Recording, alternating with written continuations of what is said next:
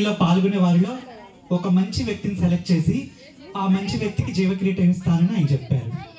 నేనేం చేశానంటే రాష్ట్రం అంతా జిల్లాలన్నీ తిరిగి కొంతమంది గొప్ప వ్యక్తులను సెలెక్ట్ చేశాను.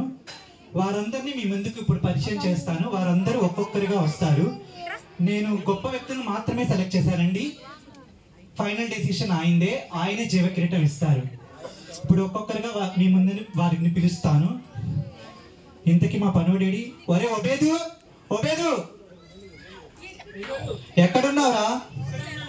త్వరగా కుర్చీలో జీవ కిరీట్ పోటీలు జరుగుతున్నాయి. త్వరగా గొప్ప వాళ్ళందరూ వస్తున్నారు. వీడు మా పనోడండి. ఎందుకు పనికిరాడు. రోడ్డు మీద పడి తిరుగుతూ ఉంటే పోనీల పాపమని జాలిపడి పనిలో పెట్టుకున్నామండి తీసుకొచ్చి.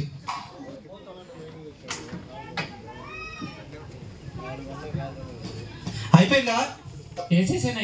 ఇక్కడ జరుగుతుంది జీవ కిరీట పోటీలు రా. నీలాంటి కాదు, ఇక్కడ గొప్ప వాళ్ళందరూ వస్తున్నారు. త్వరగా వాళ్ళకంట కనబడవాక ఇటు వచ్చి నిలబడి ఏదైనా అవసరమైతే పిలుస్తాను.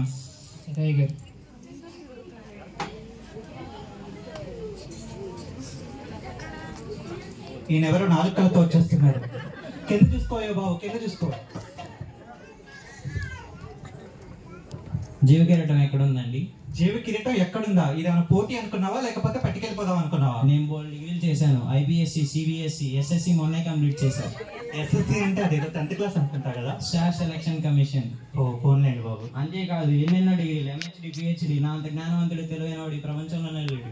అయితే మీరు ఇన్ని డిగ్రీలు చేశారంటే నిజంగానే మీరు గొప్ప వాళ్ళు అయి ఉంటారు. కూర్చోండి బాబు. ఆ జ్ఞాన కిరీటం మీకే వస్తుంది, జీవ కిరీటం. ఎవరు వచ్చినా కానీ ఆ జ్ఞాన కిరీటం నాకే దక్కింది. ఓకే, కూర్చోండి బాబు.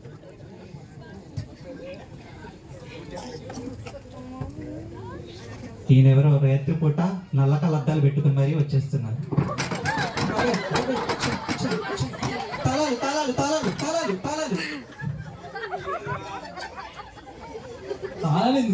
పిట్స్ కదా సార్? డాన్సరా? అయ్యి బాబు చెప్పారు కదా పిట్స్ అనుకున్నానండి బాబు. చెప్పేస్తా అందరూ దొల్లేస్తా చూడు. మీరు డాన్సరా? అవునండి బాబు. వీళ్ళందరూ ఎవరు? మా ఫ్యాన్స్ అండి. జనాలు పిచ్చోళ్ళంటే ఏమో అనుకున్నానండి బాబు. ఇలాంటి డాన్సర్లకు కూడా ఫ్యాన్స్ ఉంటారా? ఉండాలి. వద్దులేండి బాబు, కూర్చోండి బాబు. కాదు నేను వేస్తానండి, స్టెప్ వేస్తానండి. వద్దు బాబు, కూర్చోండి బాబు, కూర్చోండి. వద్దు బాబు, కూర్చోండి బాబు, కూర్చోండి. ఒక్క స్టెప్ వద్దండి, జనాలు పారిపోతారండి. కూర్చోండి బాబు. వాళ్ళు ఇప్పుడు పడిపోతారండి. కూర్చోండి. ఒకే ఒక స్టెప్ వేస్తా. వద్దండి, కూర్చోండి బాబు. అంత దూరం నుంచి ఒక స్టెప్ కూడా వేయకుండా ఎవరైనా బాబు అదంతా కాదు. జీవగిరి ఇస్తే అంతా వస్తుందండి. ఇవ్వాల్సింది నేను కాదు, ఆయన వచ్చిస్తారు. కూర్చోండి. త్వరగా తీయొచ్చుగా అది స్టాండ్. ఈయన ముందు కామెడీ చేయకూడదు. చంపేసేటట్టున్నట్రా బాబు.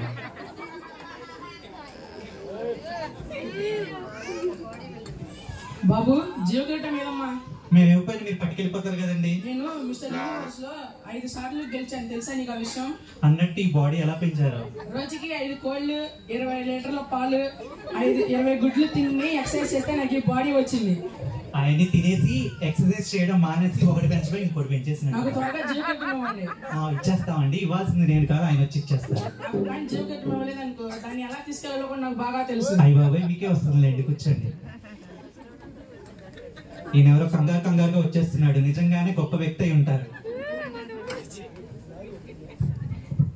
టైం వేస్ట్ అయిపోతుంది. అర్జెంట్గా జీవ కిరీటం వేస్తే నేను పట్టేసుకుంటాను. వచ్చేస్తున్నారండి, ఆయన వచ్చేస్తున్నారు. ఎందుకంటే జీవ కిరీటం ఏది? వస్తుంది, కంగారు పడకండి. నేను తెలుసా నీకు? తెలీదండి.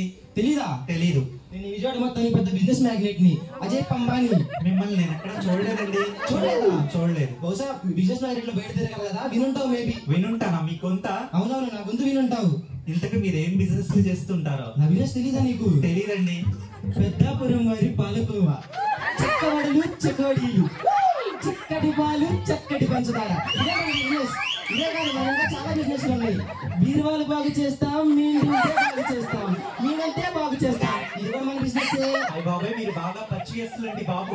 చెక్కబడలు చెకోడీలు ప్రతి కనిపిస్తూనే ఉంటుందండి. అందరికపోయినా మన టీమంతా విజయవాడ వీధులు మొత్తం తిరుగుతూనే ఉంటారు. అంతేకాదు ఇంకా చాలా బిజినెస్ ఉన్నాయి. అయ్య బాబాయ్ అన్ని తర్వాత చెప్తారు, కూర్చోండి బాబు. ఒకటా రెండా? పేపర్లు కొంటాం, సామాన్లు కొంటాం. చాలా పెద్ద బిజినెస్.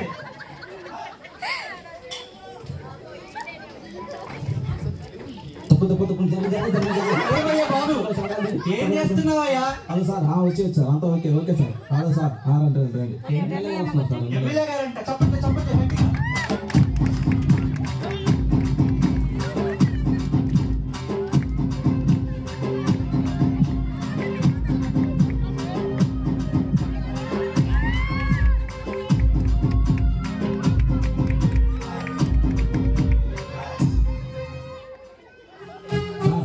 ఎమ్మెల్యే గారు కన్నా కనకారావు గారు మన మధ్యలో ఉండడం మనకు ఎంతో గర్వకారణం. ఇప్పుడు ఆయన గురించి కొన్ని మాటలు చెప్పాలనుకుంటున్నాను. మన ఎమ్మెల్యే గారు ఎన్నో పథకాలు పెట్టారు. బ్రతికుండగానే ఒక సమాధులు కట్టడానికి పార్లమెంట్ నుంచి బిల్లులు తీసుకొచ్చారు మన ఎమ్మెల్యే గారు. గొప్ప బిల్లే. ఇంటింటికి ఒక సమాధి అనే పథకాన్ని ఏమండి వినపడుతుందా? ఇంటింటికి ఒక సమాధి అనే పథకాన్ని తీసుకొచ్చింది కూడా మన ఎమ్మెల్యే గారే. కిలో బియ్యం రూపాయి అయితే చిల్లర కోసం కొట్టుకుంటున్నారని చెప్పి దాన్ని 100 రూపాయలు చేసింది కూడా మన ఎమ్మెల్యే గారు మాత్రమే. వృద్ధులకు పింఛన్ 500 వస్తుంటే దాని ఇబ్బంది పడుతున్నారని చెప్పి 100 రూపాయలు చేసింది కూడా మన ఎమ్మెల్యే గారు మాత్రమే. అలాంటి మన ఎమ్మెల్యే గారు కనకారావు గారు మన మధ్యలో ఉండటం మనకి ఎంతో గర్వకారణం. ఇప్పుడు ఆయన కొన్ని మాటలు మాట్లాడతారు. ఓకే సార్ చెక్ చేసాం సార్, అంతా చెక్ చేసాం సార్. ఇక్కడ ఏదో జీవి కిరీటం ఇస్తారంటావా? మనకు వస్తుందంటావా? మనకి రాకపోతే ఇంకెవరికి వస్తాం సార్? మనం ఎన్నో చర్చలు కట్టాం, ఎన్నో పడగొట్టాం, మనకి నచ్చిన వాళ్ళని పైకి లేపాం, మనకి నచ్చిన వాళ్ళని అలాంటివన్నీ ఇక్కడ మాట్లాడకూడదురా. ఎక్కడ ఏం మాట్లాడాలో నేర్చుకో ఫస్ట్. ఓకే బాబు, ఇక్కడ జీవి కిరీటం ఇస్తారంట, మాకు ఇవ్వు, తొందరగా వెళ్ళాలి. వచ్చేస్తుంది ఆయన వచ్చేస్తున్నారు. ఆయన రాగానే ఇచ్చేస్తారు. వీళ్ళంతా ఎవరు? వీళ్ళు కూడా మీలాగే గొప్ప గొప్ప వాళ్ళండి. వీళ్ళకి కూడా జీవ కిరీటం ఇస్తారా? వీళ్ళు కూడా జీవ కిరీటం కోసం పోటీ పడుతున్నారు.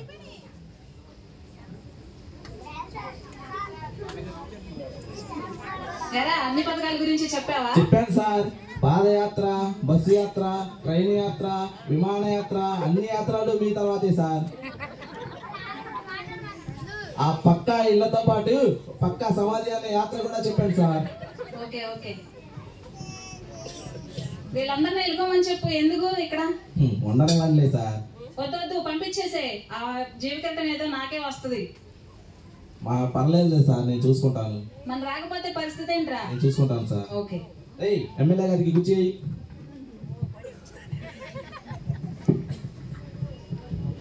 అందుకే గొప్ప గొప్ప వాళ్ళని పిలవకూడదురా బాబు. రాజకీయ నాయకులకు అస్సలు మైక్ ఇవ్వకూడదు. పట్టుకుంటే వదలరు. చూశారు, ఇదిగో ప్రముఖులంతా వచ్చేసారు. ఇప్పుడు ఆయన కూడా వచ్చేస్తున్నారు.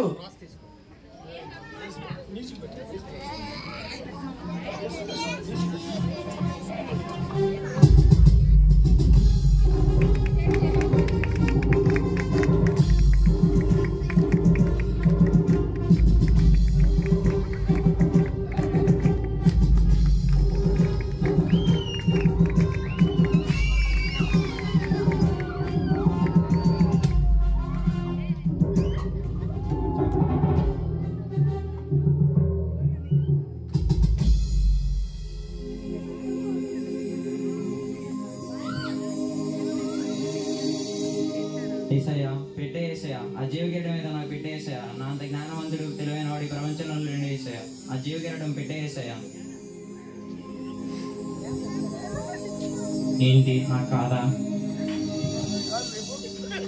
ఏసయ్యా, ఆ జీవకిరీటం నాకు పెట్టు.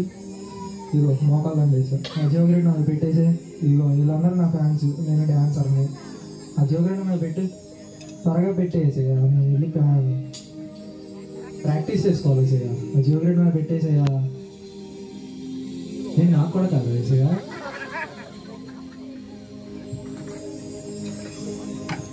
యా ప్రభువా, నేను మా ఊర్లోనే మిస్టర్ యూనివర్స్ లో 5 సార్లు గెలిచాను ఏసయ్యా. ఆ జీవకిరీటం మీద నాకే పెట్టు ప్రభువా, నాకు పెట్టేసయ్యా. ప్లీజ్ ఏసయ్యా, ఆ జీవకిరీటం నాకే పెట్టు. ఏంటి ఏసయ్యా, ఆ జీవకిరీటం నాకు కూడా కాదా?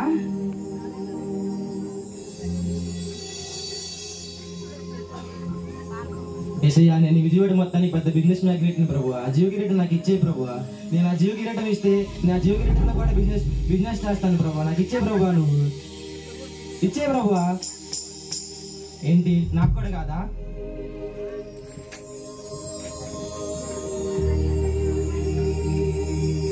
మీరు మోకరించకండి సార్, నేను అడుగుతాను. ఈయన కన్నాల కనకారావు గారు, ఎమ్మెల్యే గారు, ఎన్నో పథకాలు చేశారు. ఆ కిరీటం ఏదో ఆయనకి పెట్టేయండి.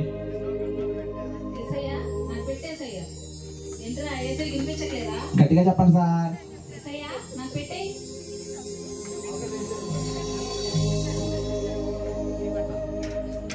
మనకు రాదంటావా? మనకే వస్తుందిలే సార్. నిజం చెప్పాలంటే మీకెందుకు వస్తుంది? మీకెందుకు వస్తుందా? ఎన్నో అన్యాయాలు చేశారు, ఎన్నో పాపాలు చేశారు. ఎంతో మందిని చంపేశారు, ఎన్నో పాపాలు చేశారు. మీకు రాదులేండి. ఒకసారి మోకరించి అడుగుతాను రా. సరే అడగండి. ఆ జీవికరణం ఏదో నాకు ఇవ్వేసయ్యా. నాకు కూడా కాదా ఎమ్మెల్యే అని?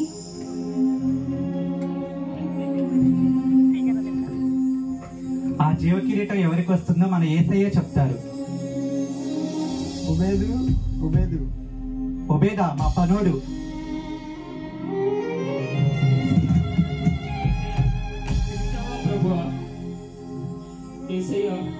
పరిశుద్ధుడమైన నీ నోట పాపినైన నా పేరా ప్రభువా. యేసయ్యా, ఆ జీవ కిరీటం పొందుకోవడానికి నేను అనర్హుణ్ణి. యేసయ్యా, నేను పాపిని ప్రభువా. యేసయ్యా, నేను పాపిని. యేసయ్యా, ఆ జీవ కిరీటం పొందుకోవడానికి నేను యోగ్యుని కాదు ప్రభువా. ఆ జీవ కిరీటం పొందుకోవడానికి నేను యోగ్యుని కాదు ప్రభువా. నేను యోగ్యుని కాదు ప్రభువా. నేను గొప్పగా చదువుకోలేదు ప్రభువా. గొప్ప కులంలో పుట్టలేదు ప్రభువా. జీవ కిరీటం పొందుకోవడానికి నేను యోగ్యుని కాదు ప్రభువా. నేను అయోగ్యుని ప్రభువా, అనామకుని ప్రభువా, ఎందుకు పనికిరాని వాడిని ప్రభువా. నేను ఆ జీవ కిరీటం పొందుకోవడానికి నేను యోగ్యుని కాదు ప్రభువా. నేను యోగ్యుని కాదు ప్రభువా. నేను అయోగ్యుని ప్రభువా. ఆ జీవ కిరీటం పొందుకునే యోగ్యత నాకు లేదు యేసయ్యా. నాకు యోగ్యత లేదు యేసయ్యా. యేసయ్యా, నన్ను క్షమించి యేసయ్యా. నేను యోగ్యుని కాదు ప్రభువా. కుమారుడా, తనకు తాను తగ్గించుకున్నవాడు హెచ్చింపబడును, తనకు తాను హెచ్చించుకున్నవాడు తగ్గింపబడు. నువ్వు ఈ లోకంలో తగ్గించుకొని జీవించు, కనుక ఈ జీవ కిరీటం మరియు పరలోక రాజ్యం నీది.